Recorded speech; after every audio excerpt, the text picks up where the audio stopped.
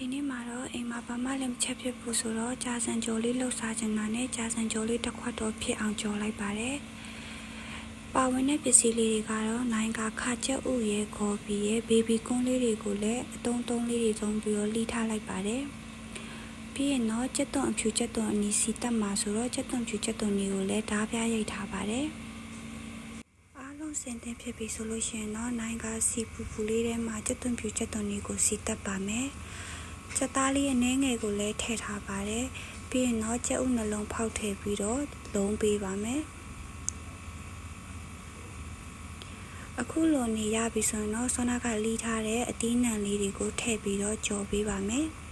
။ကဲအသီးနှံလေးတွေလည်းနူးပြီဆိုတော့အရသာအနေနဲ့စားဟင်းကြုံမုံငရုတ်ကောင်းကြက်သားမုံလေးတွေထည့်ထားပါတယ်။ပြီးရင်တော့နိုင်ကခရုစီလေးလည်းပေါက်ထားပေးပါတယ်။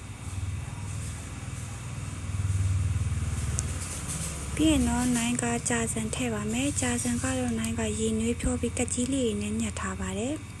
။အခုလိုမျိုးနေရတာလွယ်ကူအောင်လို့ပါ။ပြီးရင်တော့နိုင်ကအချင်းကိုအခုလိုမျိုးကြက်သွန်ချင်းလေးပဲလုပ်ထားပါတယ်။